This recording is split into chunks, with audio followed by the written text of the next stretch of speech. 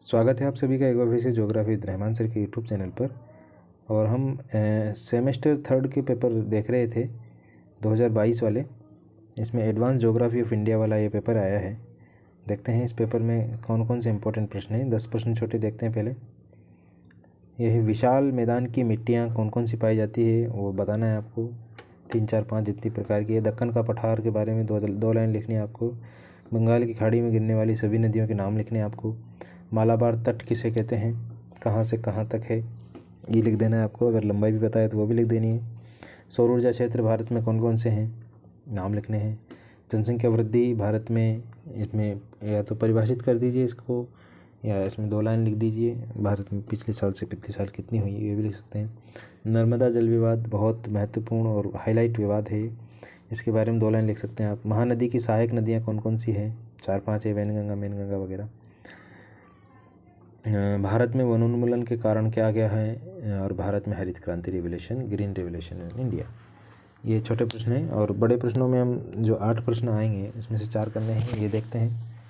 ग्रीष्मकालीन और शरतकालीन मानसून की प्रक्रिया डायग्राम बना करके भारत का, और शानदार तरीके से आप इसको लिख सकते हैं। भारत में सर्दी वाला मानसून, गर्मी वाला मानसून, किस तरीके से हवाओं का रुख होता है, वो सारी चीज़ें।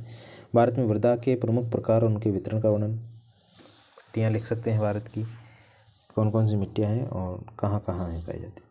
भारत बहुउद्देशीय परियोजना के रूप में भांगड़ा नागल परियोजना की समालोचना मैंने बहुत अच्छी तरीके से पढ़ा था। भांगड़ा नागल बांध आप जा कर के देख सकते हैं। MA फाइनल के पेपर में भी देख सकते हैं आप, BA फाइनल में भी देख सकते हैं। दोनों जगह भांगड़ा नागल बांध भारत की बहुउद्देशीय सभी परियोजनाएँ हैं। भारत में चाय के लिए उपलब्ध भौगोलिक दशाओं का उत्पादन वितरण पर वर्णन कीजिए।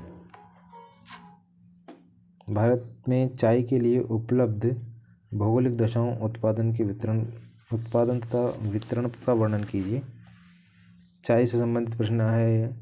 नेक्स्ट प्रश्न, भारत में पेट्रोलियम के उत्पादन और उसका वितरण का वर्णन करना है।